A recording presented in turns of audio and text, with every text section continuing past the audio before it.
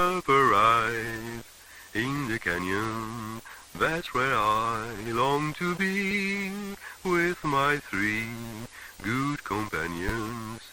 Just my rifle, pony and me. Bonjour à toutes ou à tous et ou bonsoir, ça dépend de l'heure à laquelle vous allez découvrir cette nouvelle vidéo. Nous allons parler aujourd'hui d'un film qui est sorti, nous sommes le 8 décembre et nous enregistrons cette émission le 8 décembre. Le film est sorti il y a une semaine de cela, donc je suis extrêmement désolé pour le retard, mais il faut quand même en parler. Ça s'appelle En Formation et le film a été réalisé par deux personnes, Julien Meunier et Sébastien Magnier, qui sont là, qui ont accepté de venir en parler déjà avant. Je les remercie énormément d'être là alors que le film est sorti depuis quelques jours. Merci beaucoup en tout cas pour votre disponibilité. Merci à vous. Merci à vous.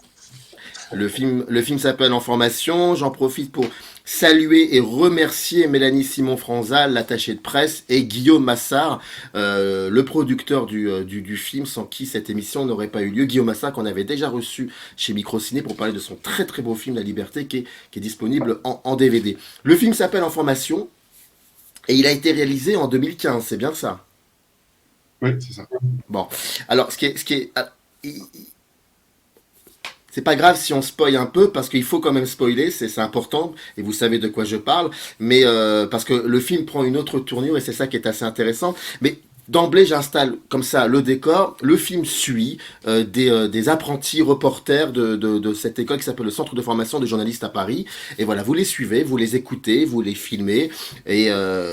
Et puis le film est divisé en deux parties. On va parler après de la seconde partie. Mais avant cela, est-ce que... alors, bien évidemment, je vais vous poser cette question de savoir pourquoi ce film, quelle était la genèse de tout cela. Mais je voudrais vous poser d'abord... Je voudrais ne pas vous poser cette question de cette manière-là, mais vous dire, est-ce qu'il y avait cette envie d'essayer de comprendre un peu ce que c'est qu'être journaliste aujourd'hui, en 2015, en France, et surtout, après que le film soit terminé, après que vous ayez fini ce tournage, est-ce que cette question pour vous était encore d'actualité? Est-ce qu'elle résonnait encore ou est-ce que c'était autre chose? Alors, prenez la parole, allez-y, je vous en prie. Je crois qu'elle est toujours d'actualité de toute façon. On se posait des questions en allant filmer. On s'en pose toujours aujourd'hui sur le journalisme, comment il est pratiqué en France et dans les différents médias. On n'est pas allé filmer les jeunes, on est allé filmer la formation vraiment, quoi. C'est-à-dire qu'est-ce que cette école propose à ces jeunes qui veulent devenir journalistes. Quel est le discours qui est porté par l'école, les valeurs, s'il en a. Et en fait, on s'est demandé, on s'est demandé plusieurs choses, mais enfin, surtout, c'était est-ce que on leur apprend tout. Est-ce qu'on parle de politique? Est-ce qu'on parle d'éthique? Est-ce qu'on parle déontologie? Tout ça, quoi. Et puis comment ils apprennent et comment ils comment ils rentrent dans leur costume de journaliste au bout d'un moment, quoi. Ouais, c'était une question préalable, hein. C'était quand on était juste tous les deux en train de se parler, c'était nos premières questions qui nous ont donné envie d'aller voir, quoi. Et ensuite, c'est un truc sur lequel j'aime insister, c'est que c'est un sujet de questionnement. Mais ensuite, il nous faut trouver la part cinématographique. Qu'est-ce qui fait qu'on va faire un film puisque, en fait, ni Sébastien ni moi ne voulions traiter un sujet. Donc, on est allé voir dans l'école, voir comment ça se passait. Et c'est à partir de là qu'on a eu l'idée du film qu'on allait faire. En les observant pendant une semaine faire leurs cours et pratiquer leurs exercices, qu'on a vu que ce qui nous intéressait principalement, c'était comment toutes ces questions de formation, d'écriture, de format, etc.,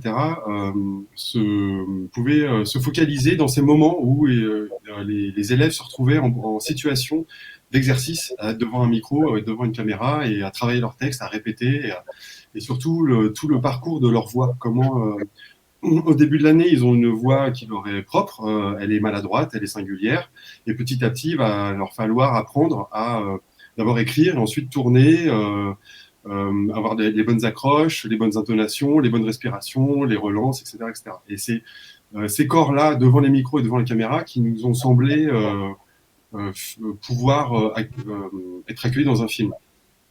Donc, Oui, au mais départ, c'était une question générale sur le journalisme, et ensuite, rapidement, ça a été vraiment pour nous des désirs de situation à articuler entre elles pour ensuite voilà, fabriquer un film. Mais c'est vraiment des corps et des voix qui nous intéressaient dans ces situations. alors, alors juste, je tiens à préciser que les questions que je pose, à aucun moment, comment dire, ce sont des reproches par rapport au. Je parle vraiment de moi parce que pour pas qu'il y ait de confusion, parce que je vous avouerai que le film, quand on le découvre, la première partie, elle est édifiante.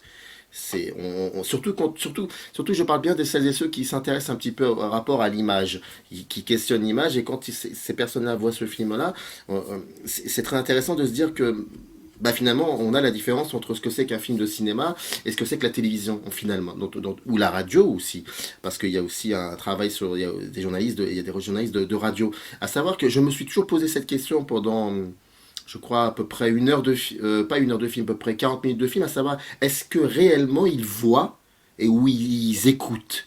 C'est-à-dire, est-ce que ils voient le monde face à eux et dont ils sont obligés de relater les faits, et est-ce qu'ils écoutent réellement les gens?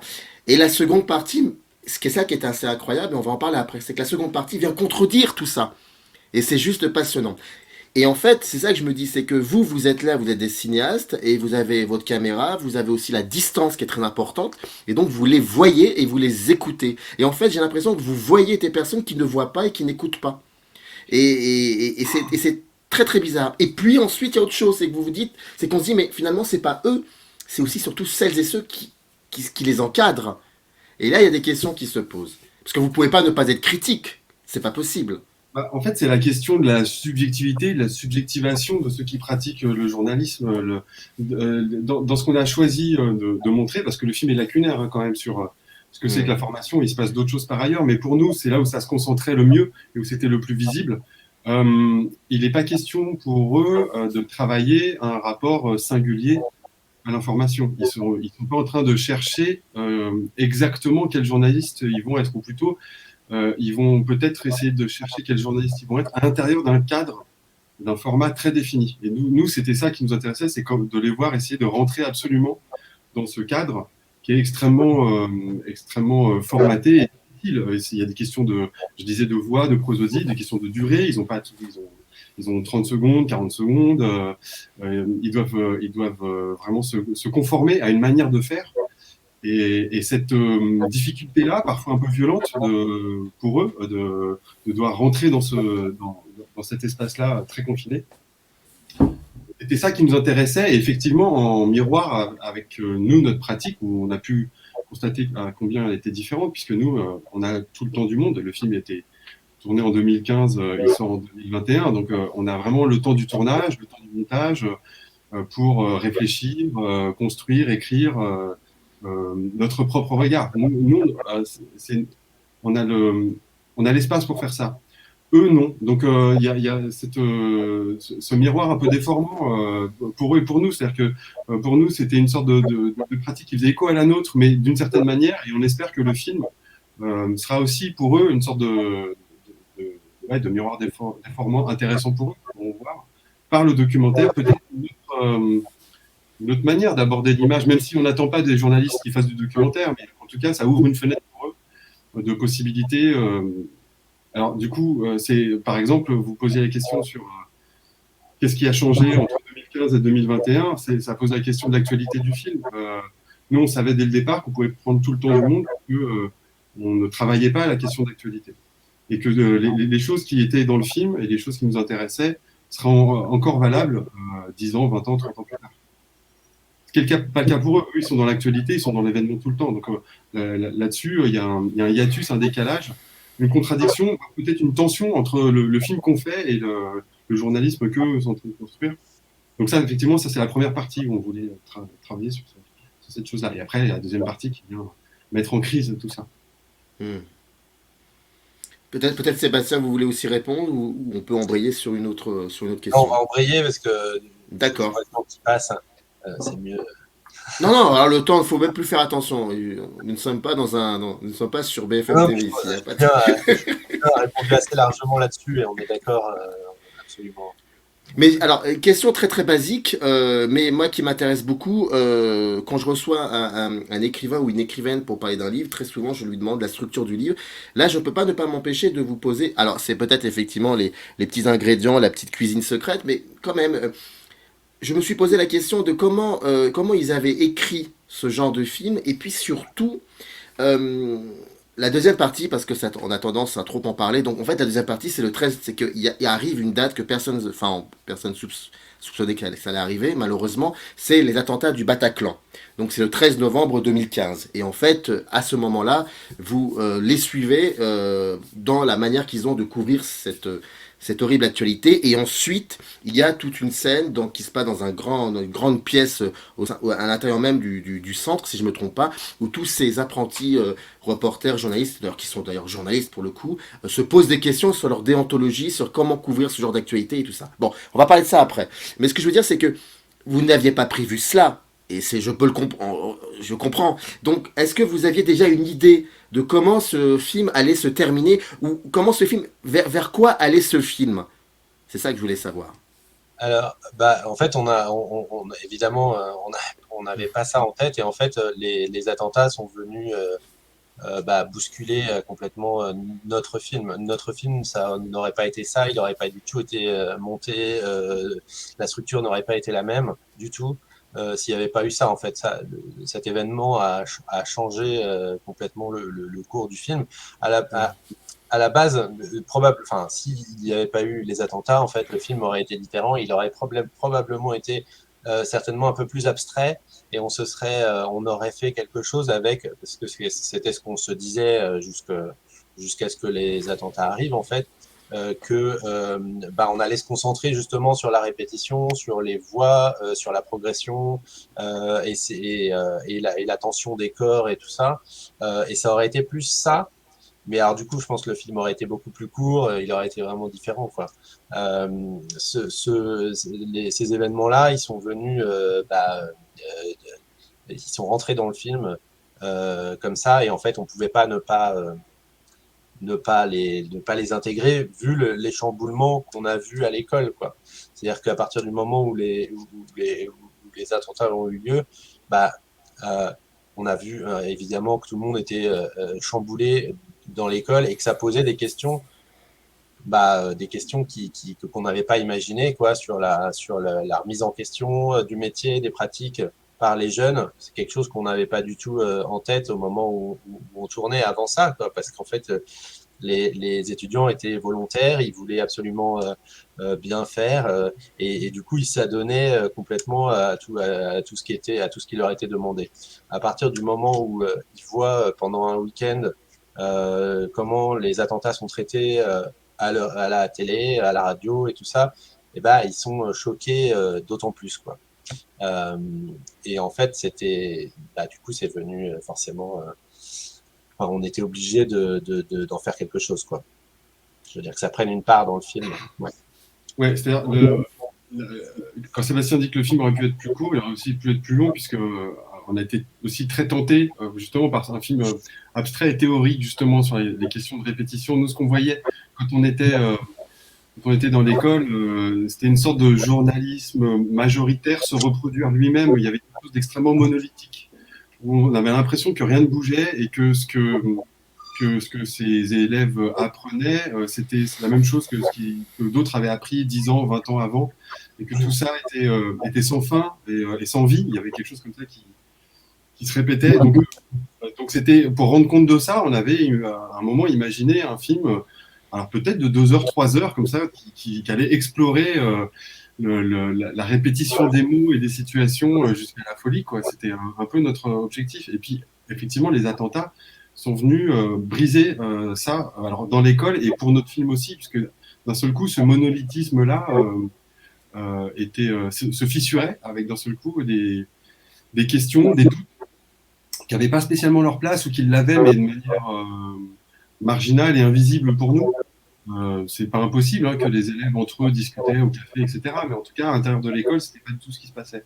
Et là, d'un seul coup, c'était tellement important que ça prenait place à l'intérieur de l'école. Pour nous, il n'était pas question de sortir de l'école, d'aller faire des interviews, de suivre les étudiants chez eux, etc. Donc, on restait vraiment, comme disait Sébastien, on ne filmait pas des individus en soi, on filmait vraiment une structure et un principe de formation.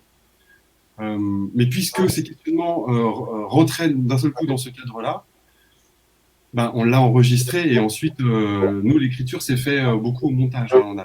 On a des pistes avant, on a des pistes au tournage, on sait un peu sur quoi on se focalise, mais en même temps, on va un peu partout, on est curieux de tout ce qui se passe, donc on essaie de filmer à peu près tout. On arrive à 150 heures de rush hein, à la fin du tournage.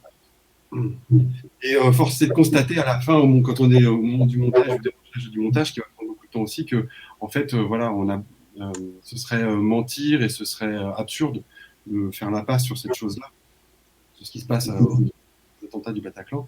Et du coup, au bout d'un moment, oui, on a compris que si les Bataclans viennent mettre en crise la formation, le ronron, en tout cas de la formation, ça va mettre en crise aussi le système que nous on pose en tant que metteur en scène. Et donc on l'a intégré dans la structure. Après, le film pose aussi une sacrée question de cinéma, c'est-à-dire la question du réel. Le film commence et se termine sur des journalistes qui essayent de parler du réel, mais qui sont enfermés dans quelque chose. À la fin, ils sont juste devant un fond vert, donc c'est la télévision, et au début, c'est la radio. Ils essayent de parler de quelque chose, mais le réel, on le voit pas, on le devine.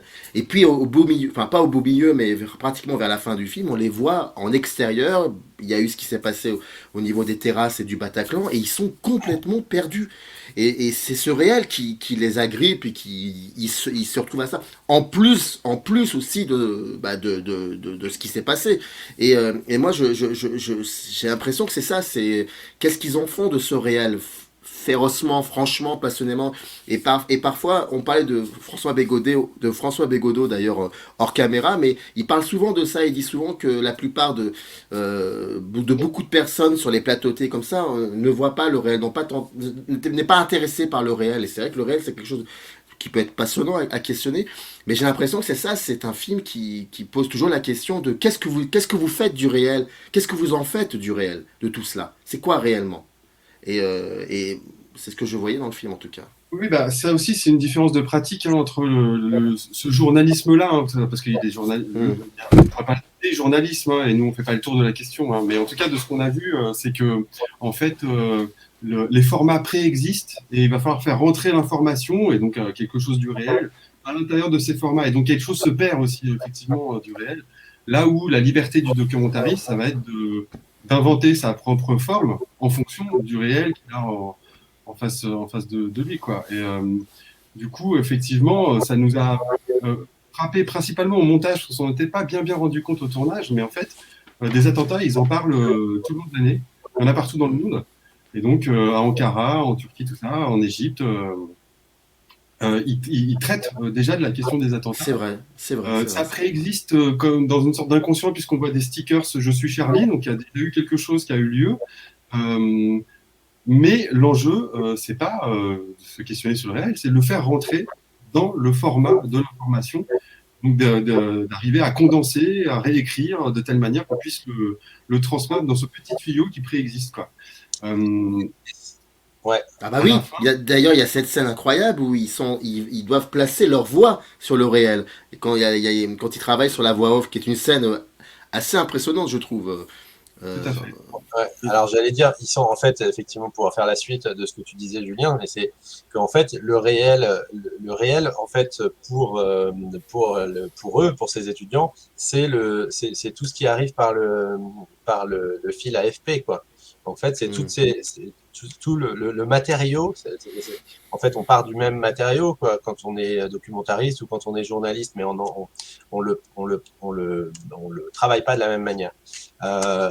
Pour eux, la question ne se pose pas, c'est un flux d'informations continu qui arrive. Et en fait, eux doivent juste arriver, comme disait Julien, à le faire rentrer dans les tuyaux comme il faut, quoi. Donc effectivement, alors on les a filmés en dehors à d'autres moments avant les attentats, mais ça servait pour nous, c'était pas intéressant de les montrer à l'extérieur avant ce moment-là, parce qu'en fait ce moment-là il change. Ils changent leur perception de comment traiter l'actualité et tout ça. Comment est-ce qu'ils arrivent, du coup, à parler de ces choses-là en étant plus proches des gens et d'un coup, parce qu'en fait, ce réel, il leur pète à la gueule, en fait, ce jour-là. Ouais, Et c'est vrai. c'est un truc qu'ils avaient pas eu à gérer avant, en fait. C'est normal. En fait, avant, ils avaient des attentats, des images lointaines, des reportages sur des attentats sur lesquels il fallait qu'ils rajoutent leur voix. Et tout ça, c'était juste un matériau, quoi, pour l'exercice. Et en fait, là, bah, en fait, ils se retrouvent face au truc et effectivement, ils sont perdus. C'est normal. Enfin, je pense, on l'aurait tous essayé, je pense. Ça chamboule tellement de choses. Enfin, voilà.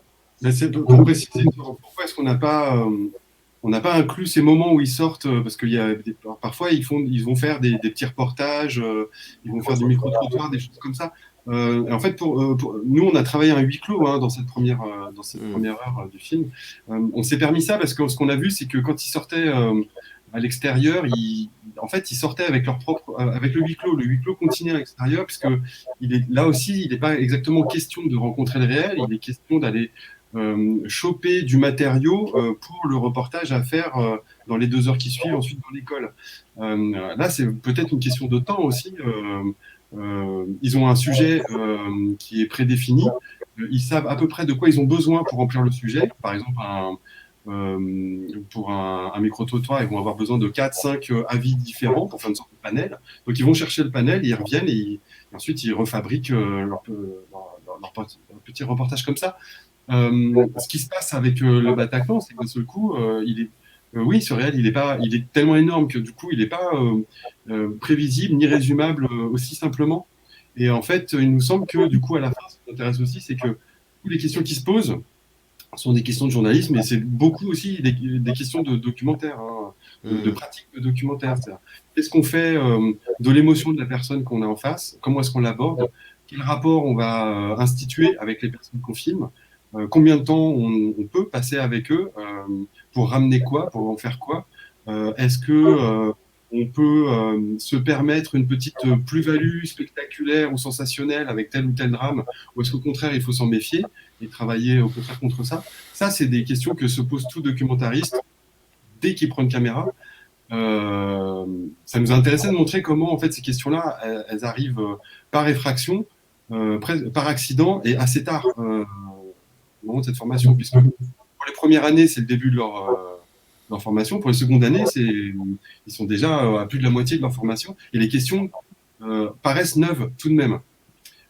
Donc, vous voyez, ils n'étaient peut-être pas préparés à ce genre de questions-là. Et elles nous semblent fondamentales et importantes. Donc, ça nous...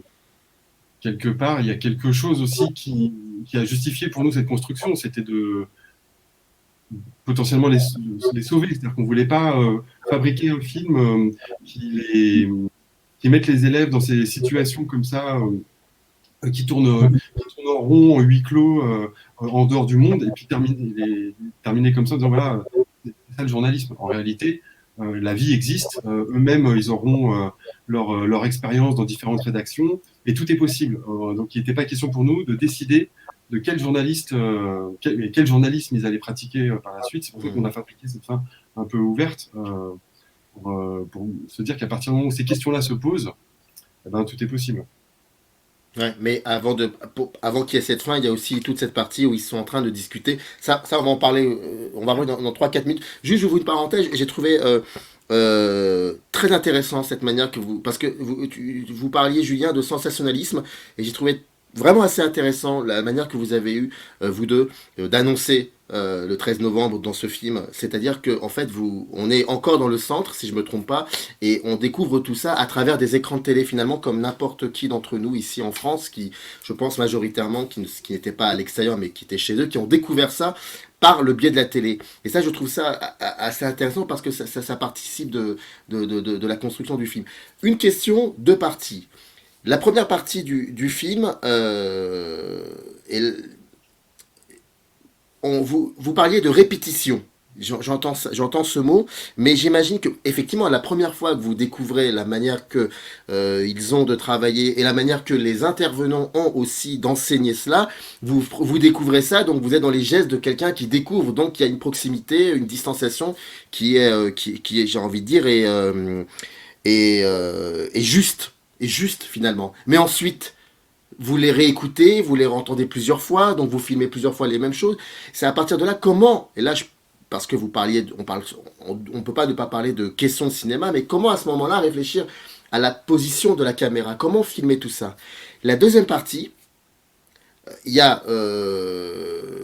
ces quelques journalistes qui se trouvent en extérieur, qui doivent trouver des témoignages, et puis ensuite on les retrouve tous ensemble dans cette pièce où ils sont en train de discuter sur la déontologie. Là, à ce moment-là, et puis surtout, si je me trompe pas, vous ne filmez plus à ce moment-là les intervenants. Je crois qu'il y a une intervenante qu'on entend, mais ça, c'est si je me trompe pas, hein. Vous me direz où, c'est ça. Et puis surtout, c'est la manière que vous avez de les filmer. Et donc, là, pour le coup, il n'y avait pas de répétition. Là, il fallait y aller. Et c'est comment vous avez fait en sorte de vous adapter à, à ce que le film vous dit à ce moment-là, à savoir qu'il faut faire autre chose et autrement.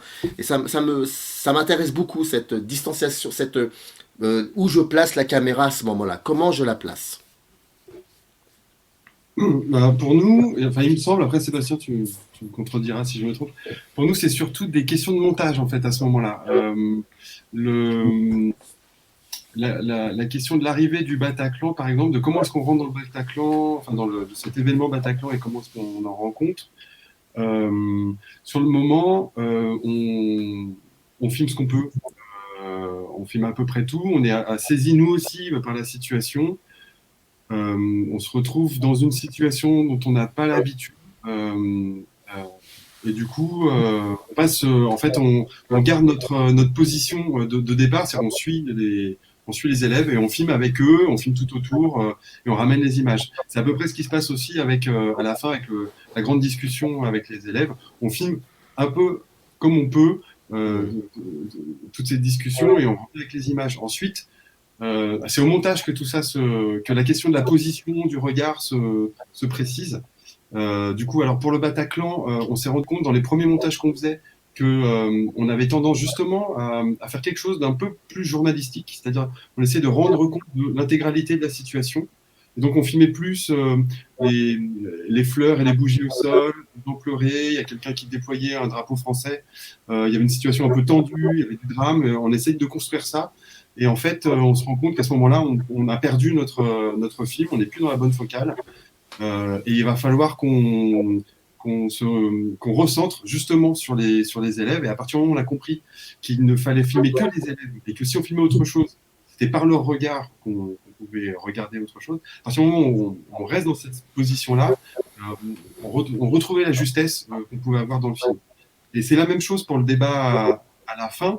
On le construit au montage comme puisqu'il s'agit du retour de leur voix à eux, c'est-à-dire c'est la première fois dans le film qu'on les entend questionner eux-mêmes, d'avoir une parole libre, être pas simplement dans l'exercice de l'école. Eh ben, il faut retrouver aussi les visages, les regards, les corps. Alors que d'habitude, on scrute les visages, ce sont des visages qui sont en représentation, en exercice. Là, on va se permettre, par exemple, beaucoup plus de plans de coupe qui vont construire une collectivité, un collectif de jeunes et surtout des gens, certains parlent et d'autres les regardent et ils s'écoutent. Là où d'habitude, dans le film, celui qui parle n'est pas écouté. On ne sait pas à qui s'adresse au micro, à la caméra. Dans cette séquence-là, par le montage, on retrouve la possibilité d'avoir un déplacement du point de vue, de visage en visage, de celui qui parle, de celui qui écoute, du retour, d'avoir des hors-champs aussi. Celui qui parle peut être hors-champ, puis on revient sur lui. Et du coup, il y a une fluidité aussi du regard et de la mise en scène qui est retravaillée à ce moment-là, qui nous semble, bah, du coup, on casse les codes qu'on avait établis pour notre propre film avant, et ça nous semble plus juste aussi par rapport à la situation. Et au moment du montage, c'est bien plus compliqué pour nous de comprendre exactement ce qui se passe et quels sont les enjeux. Donc, on fait un peu comme on peut, et c'est à partir de cette matière-là, ensuite, on arrive à retendre les choses au montage. Mais je ne sais pas si j'ai répondu aux deux questions. Ah oui, si, vous avez répondu. Une dernière question, peut-être Sébastien, ou alors on peut passer à la dernière question. Est-ce que Ouais, Oh, vas-y. Bon. Ah bon, alors on y va. Oui, la dernière question, elle est très très très simple, mais le film a été fait en 2015-2016 et on est en 2021, bientôt même 2022. Toutes ces personnes que vous avez filmées, est-ce que vous avez gardé contact avec elles? Est-ce qu'elles ont finalement pu voir le film? Qu'est-ce qu'elles sont devenues? Enfin, c'est en tout cas, le film me met dans cette situation-là un moment enfin, me met dans cette situation à la fin. J'ai envie de savoir ce qu'ils sont devenus. Donc, ça veut dire que le film fonctionne, parce qu'il y a ce hors-champ qu'on s'imagine. Mais oui, j'ai très envie de savoir ce qu'elles sont devenues finalement. C'est ça. C'est-à-dire que je me demande même pas si elles sont encore journalistes. Enfin, je sais plus. Je suis très très circonspect par rapport à tout ça. Bah, c'est une question qu'on a beaucoup depuis qu'on a commencé à montrer le film. Hmm. Alors en fait, le hors-champ, en fait, il est visible aussi, en fait, si tu veux. Enfin, nous, on les a revus tous. Enfin, beaucoup d'entre eux, en tout cas, on les entend à la radio aujourd'hui, on les voit à la télévision, on peut les lire dans les journaux. Ils sont à peu près tous. Enfin, j'ai pas eu de retour de gens qui auraient genre complètement changé de profession et tout après ça du tout. Hein. Ils sont tous au travail. Mais alors, dans des, ils sont partis dans toutes les voies possibles et imaginables, quoi. C'est-à-dire ils sont pas tous sur LCI ou sur BFM. Il y en a, mais ils sont aussi en presse quotidienne régionale. Ils sont aussi journalistes indépendants. Et en fait, maintenant ils font leur chemin, quoi, en fait, avec ce qu'ils ont appris dans l'école. Donc ils sont là. Ils sont là. Moi, on n'a pas beaucoup de contact avec eux. Moi, j'ai un compte Twitter, du coup, c'est pratique pour avoir des infos sur les gens enfin, les anciens étudiants, parce que je les vois sur Twitter. Mais, euh, mais voilà, sinon, il y avait une autre question, pardon. Euh, j'ai Non, non, oublié. c'était par rapport à ça en fait. C'était ça la dernière question. C'était de savoir un peu oui, ce hors champ, oui, s'ils avaient vu le film, s'ils Ah avaient oui, vu le film, s'ils avaient vu le film. en fait, ça, on ne sait pas. Pour ceux qu'on a filmés, en tout cas, il y a 5 ans, on ne sait pas on sait pas s'ils ont vu le film. Moi, j'ai pas eu de retour, en tout cas. On a essayé de faire on voulait absolument en fait leur montrer le film avant la sortie et tout. On aurait souhaité enfin avoir un échange avec eux et puis avec l'école aussi en partant du film, quoi. Et parce qu'en fait c'est une école qui nous a vraiment accueillis, où on a pu tourner comme on voulait, sans regard, sans interdiction. Et en fait, il nous semblait normal et logique de leur faire un retour et puis d'avoir une discussion sur tout ça. Hmm. Voilà, on n'a pas réussi à mettre ça en place. D'abord parce qu'il y a eu le Covid, au moment où on devait faire une projection, il y a eu le premier confinement, c'était en mars 2020. Et depuis, en fait, on a été assez occupés avec le film, mais quand on a reproposé à l'école de faire un truc, on n'a pas réussi. Voilà. On n'a pas eu de retour et de marque particulière d'intérêt, quoi. Voilà. Mais Donc, mais c'est pas joué encore, hein. On peut très bah, bien. Nous, on sait que le dialogue que nous on fabrique entre notre pratique et ce qu'on filme, leur pratique à eux de journalistes, c'est un truc qui nous intéresse depuis le début. On est persuadé qu'on a des choses à se dire.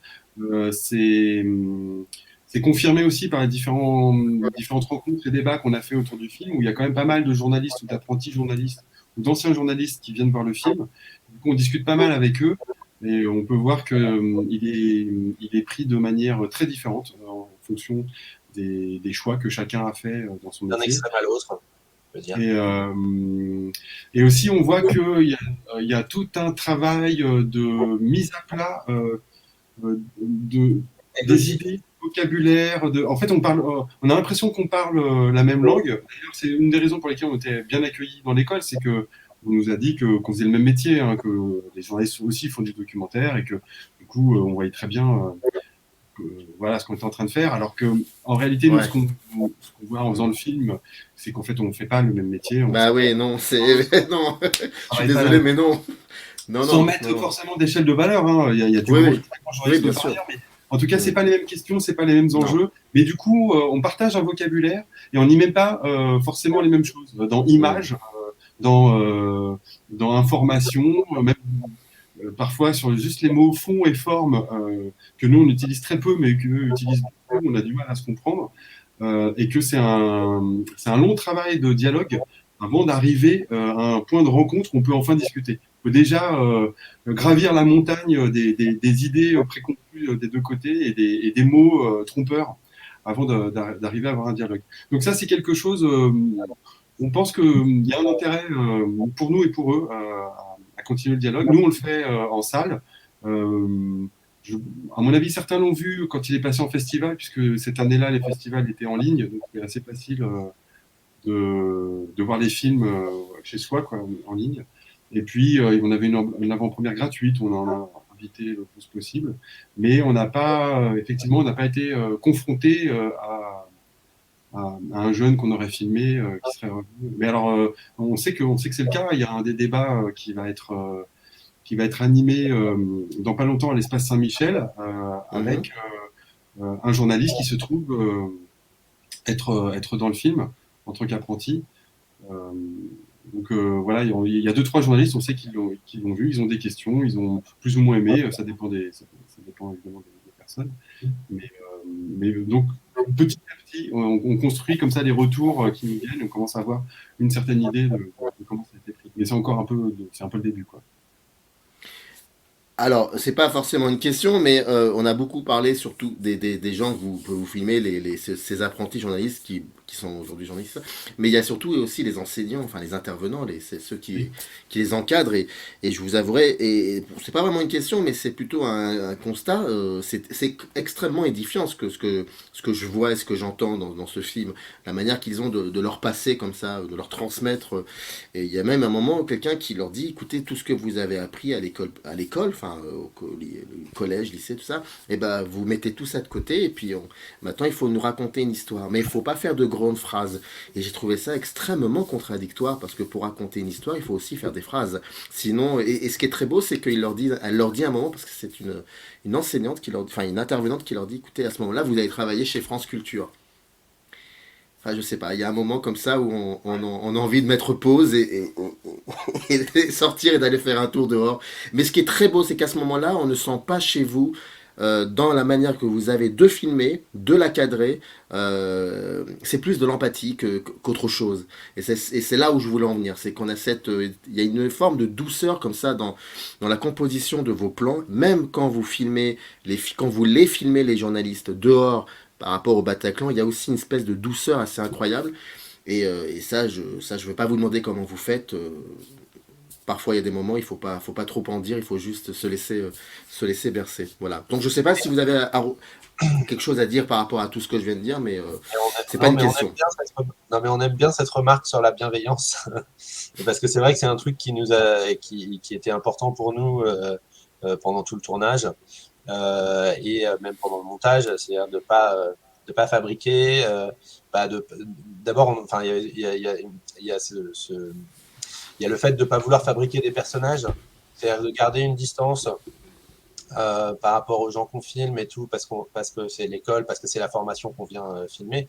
Euh, et du coup, et en fait, on s'est retrouvé de fait en tournant, avoir de l'empathie, surtout pour les étudiants, j'ai envie de dire, parce que c'est eux qui se font violence euh, pour rentrer dans le costume.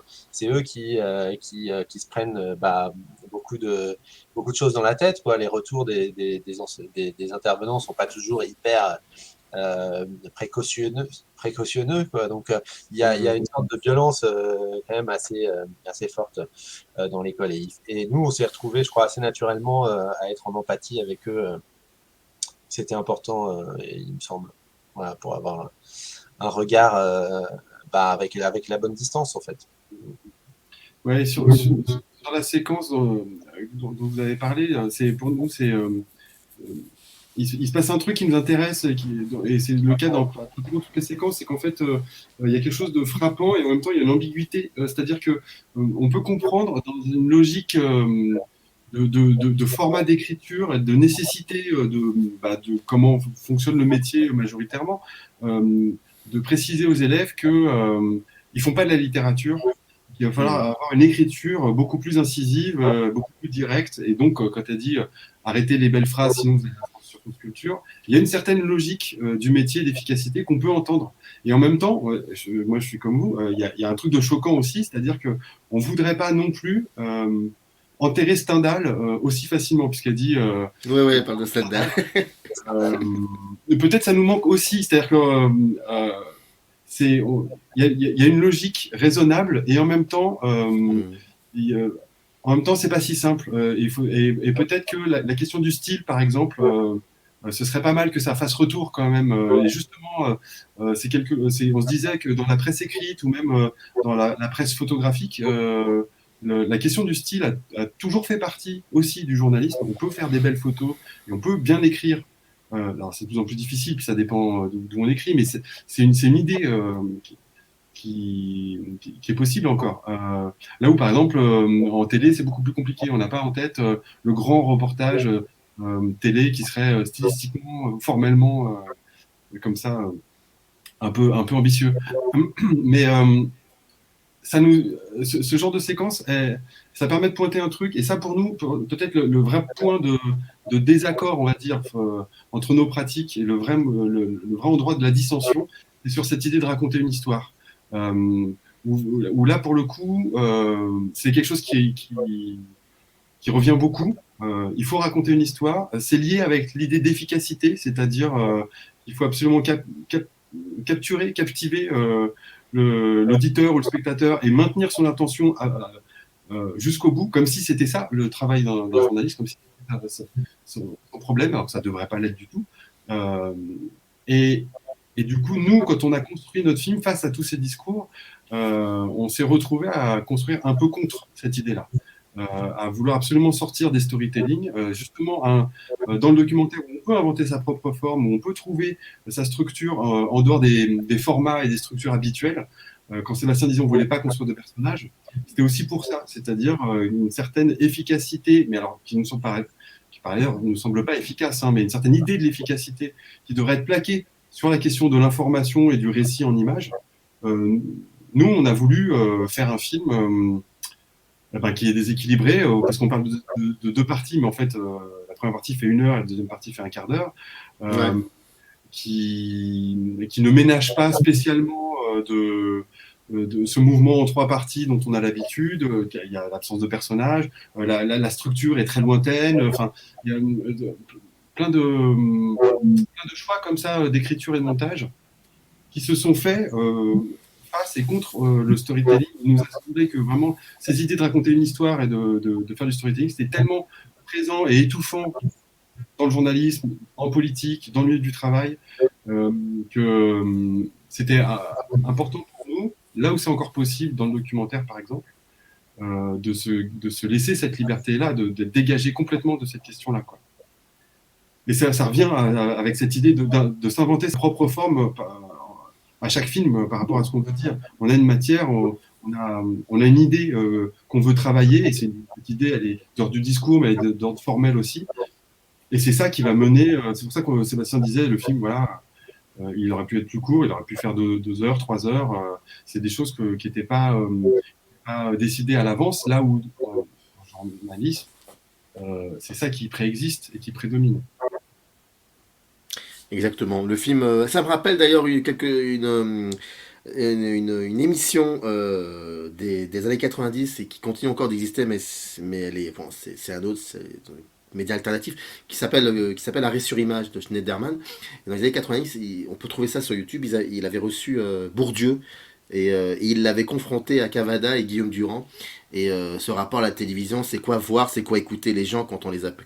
Est-ce que la télévision voit et écoute les. Enfin voilà, et ça me rappelait ça aussi, mais ça vous pourrez. Alors là, pour être complètement honnête, nous on a ça en tête, hein, parce qu'on a vu cette émission, on a un peu lu Bourdieu. En fait, la question des formats et comment s'y intégrer, quand on n'est pas des professionnels et des tribuns à l'aise devant une caméra, un projecteur et très sûr de sa rhétorique, on est contraint par la pression, par le temps. On peut pas aller au bout d'une phrase ou d'une idée, et on sait que c'est très compliqué. Et d'ailleurs, on a été invité sur Arrêt sur Image. Ça nous a fait très plaisir, parce que par ailleurs, c'est une émission qu'on aime bien. On a failli y aller, et au dernier moment, en préparant l'émission, on s'est rendu compte qu'en fait, c'était pas le bon cadre. Cette émission-là que vous nous proposez, voilà, vous nous avez dit, ça fait une demi-heure minimum, et on pourra aller là, ça fait déjà 45 minutes et c'est pas un problème. Et vous nous coupez pas, on peut faire les réponses à rallonge qu'on veut, et on est libre aussi de comment, quelles questions et comment aborder notre discours sur notre film. Là où en fait les questions étaient déjà préparées, que Arrêt sur Image, elles étaient orientées vraiment sur les questions du contenu de l'information et de la formation. Et du coup, on nous posait des questions de pourquoi est-ce qu'il y a ça, pourquoi est-ce qu'il n'y a pas ça, etc. Et tout de suite, nous, alors qu'on présentait plus ou moins comme des témoins privilégiés de ce que c'est que la formation et ce que c'est que le journalisme, alors qu'on n'a aucune définition de ça, même en sortant du film, on a senti que là, on allait dans un entonnoir qui nous correspondait pas. Du coup, on a dû refuser un peu la mort dans l'âme au dernier. Mais c'était pas si dur que ça, puisqu'on savait qu'on était invité chez vous et que là on serait alors là, je sais pas quoi vous dire parce que et je pense que nous sommes de la même génération et Arrêt sur Image à l'époque était une émission assez révolutionnaire si je sais plus si ça l'est encore mais pardonnez-moi je vous embête encore parce que je peux pas vous poser cette question qui comment dire c'est pas qu'elle n'a rien à voir, elle est pas vraiment liée au film mais en même temps moi je suis très intéressé de savoir comment je suis persuadé que vous regardez ce qui se passe actuellement par rapport aux élections présidentielles et comment c'est traité sur les chaînes, soit sur les chaînes, comment on appelle ça, les chaînes du service public ou alors TF1, mais aussi les chaînes telles que BFM TV, CNews, la manière comment c'est questionné, comment ça se parle aussi entre eux ou entre elles, s'il y a dialogue ou pas. Moi, je sais que personnellement, c'est quelque chose qui m'intéresse énormément. Je regarde alors que je sais, c'est ça qui est incroyable. C'est que je sais comment ça va se passer, mais je regarde en me disant que peut-être il va se passer un truc de surprenant parce que la télévision parfois peut créer des choses surprenantes. Et quand je dis surprenante, parce que pour moi ça veut dire du cinéma en fait. À partir du moment où c'est surprenant, c'est que c'est du cinéma. Enfin, selon moi. Et ce qui est très beau, c'est de voir que finalement, la télévision nous montre énormément, majoritairement je dis, parce qu'il peut y avoir des exceptions. Ça dépend d'où ça vient. D'où ça parle. Par exemple, sur CNews, je suis super heureux de voir une télévision qui me montre des gens qui ne s'écoutent jamais. Et c'est très intriguant de voir des gens qui ne s'écoutent pas, en fait. Et j'ai l'impression qu'elles ont des chaînes YouTube et qu'elles sont invitées à un grand live comme nous, avec des petites cases, mais elles ne s'écoutent pas, en fait. Et c'est très très intriguant. Et je me dis que, est-ce que ça vous intéresse, ça continue de vous intéresser, tout ça? Cette manière de traiter, cette manière de comment la télévision voit les choses, voit le réel. Est-ce que c'est quelque chose qui vous intéresse? Pour ma part, moins. Moi, je regarde plus du tout de la télévision. J'écoute la radio et je lis un peu la presse, mais la télévision, j'ai vraiment du mal. Parce qu'en fait, effectivement, enfin bon, pas parce qu'on a fait le film spécialement, c'est juste parce que en fait ça fait 30 ans, 35 ans que je regarde la télé, quoi, et que aujourd'hui, ouais, c'est que ce soit dans des trucs, mais vous parliez de CNews, mais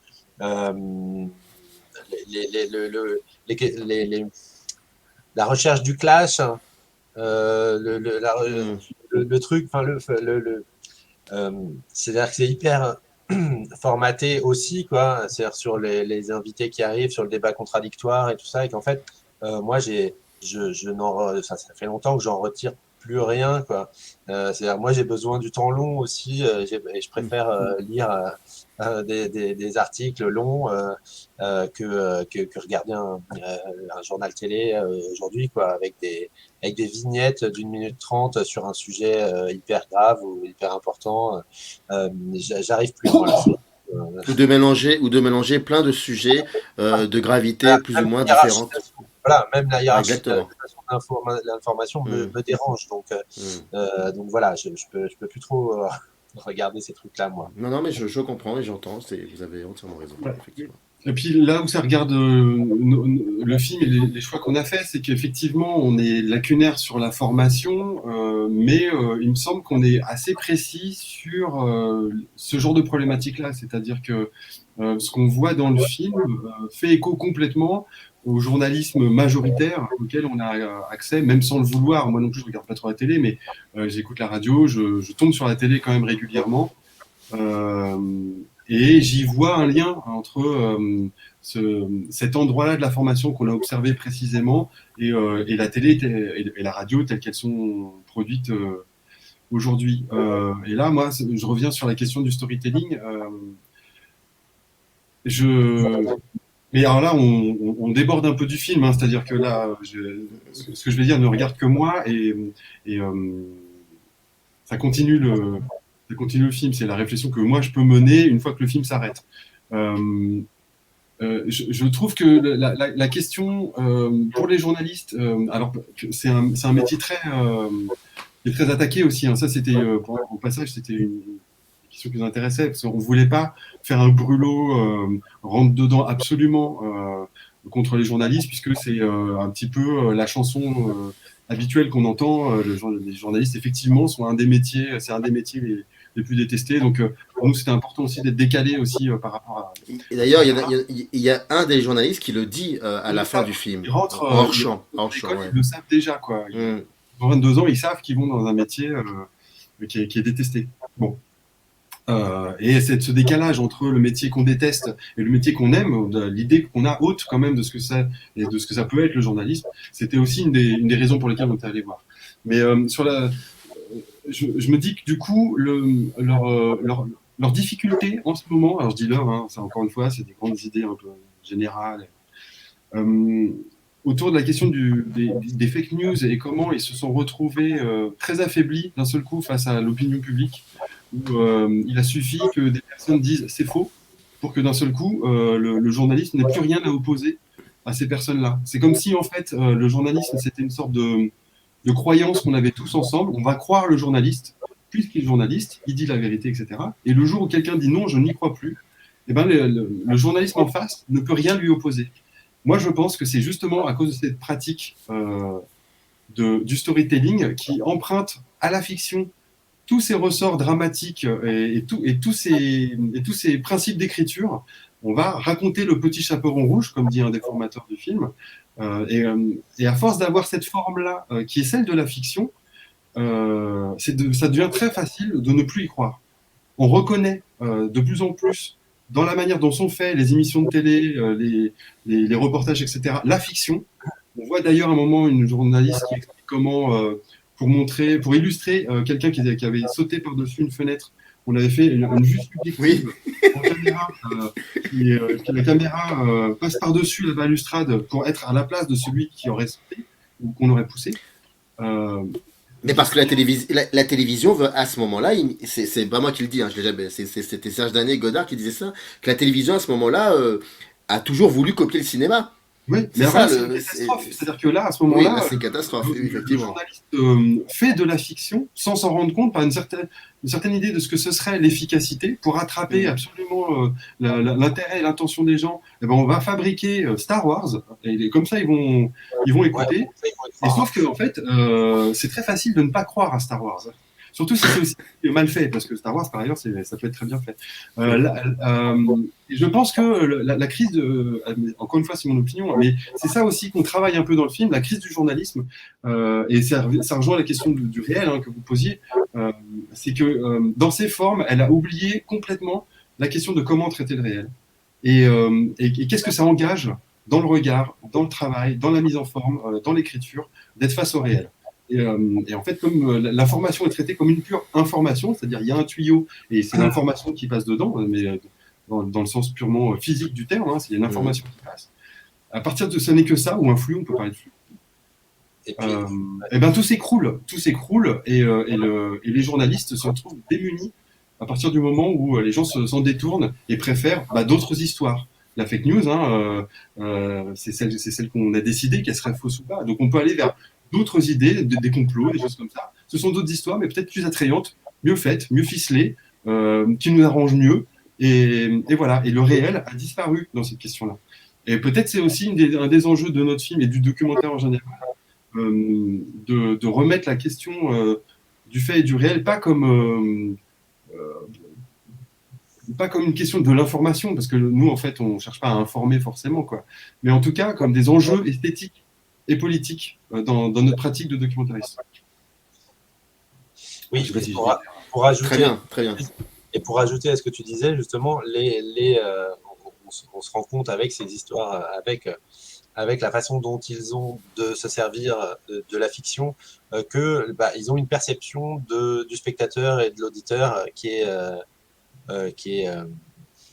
assez terrible. C'est-à-dire qu'effectivement, faut que pour raconter une histoire, enfin c'est un truc, c'est assez classique et on l'a entendu aussi. C'est-à-dire qu'il faut que les journalistes parlent comme s'ils parlaient à leur grand-mère, parlent comme s'ils parlaient à un enfant, parce qu'en fait, ça voudrait dire que tout le monde peut comprendre et tout ça. En fait, il y a jamais, moi j'ai jamais eu la sensation que les journalistes qu'on a croisés avaient une haute opinion des gens à qui ils parlaient, quoi, des gens à qui ils s'adressaient. C'est un vrai problème aussi, c'est-à-dire qu'aujourd'hui, à notre époque, les gens, ils sont bien plus informés, ils sont bien plus éduqués sur l'image et tout ça, et en fait, ils se rendent compte quoi, qu'on les prend un peu pour des... Pour ce qui ne sont pas. Pour ce qui ne pour, sont pour pas. ce qui ne sont, pour qui ne sont pas. Et donc, et ça, c'est aussi un souci pour rejoindre ce que disait Julien sur les fake news et tout ça, quoi. Et juste pour terminer je veux juste préciser une chose, je ne fais pas je ne mets pas d'échelle de valeur entre le réel, ou le travail documentaire et la fiction, puisque la fiction regarde aussi le documentaire. On peut très bien intégrer des éléments de fiction dans le documentaire, mais à partir du moment où on sait ce qu'on fait, on sait travailler, où il y a des enjeux qui sont bien compris dans la mise en scène, et où tout ça, enfin, où les questions de cinéma sont toujours à leur bonne place, quoi. C'est vraiment ça qui est travaillé et qui est mis en scène, quoi. Quand c'est fait n'importe comment et qu'on mélange les idées et les types comme ça, fiction, documentaire, et que tout ça au service d'une idée de l'efficacité qui est fausse, c'est ce que disait Sébastien, le spectateur n'est pas un abruti dont l'attention va disparaître au bout de 10 secondes. Une fois qu'on est dégagé de tout ça, on peut du coup se poser des questions, quoi. En formation, le film est sorti il y a une semaine de cela et il est encore accessible et j'espère pendant de longs moments parce que c'est important. Et, Ouais, et j'espère d'ailleurs, il existe un site internet du film dans lequel il y a des informations, des sorties, tout ça. Où est-ce qu'on peut non, trouver ça exactement? sur le Sur site le... du distributeur, Juste Doc, il y a D'accord. une page Facebook aussi, Juste Doc, c'est là principalement où on peut avoir les informations. Eh ben, tout sera dans le descriptif de cette vidéo, comme ça, celles et ceux qui ont vu qui vous ont écouté en tout cas, j'espère, auront l'envie, le désir d'aller vous voir, d'aller voir le film et de les écouter, puis je sais que vous les accompagnez comme ça aussi le film. En tout cas, c'était vraiment un plaisir de vous écouter parler de ce film qui est voilà, pour moi, un des moments importants de cette année, et je rappelle, produit par Triptych Film, qui est une société aussi importante. Merci beaucoup Julien, merci beaucoup Sébastien. Et Merci. j'espère à très vite pour d'autres projets. Merci. Générique, c'est parti. Up arise in the canyon, that's where I long to be, with my 3 good companions, just my rifle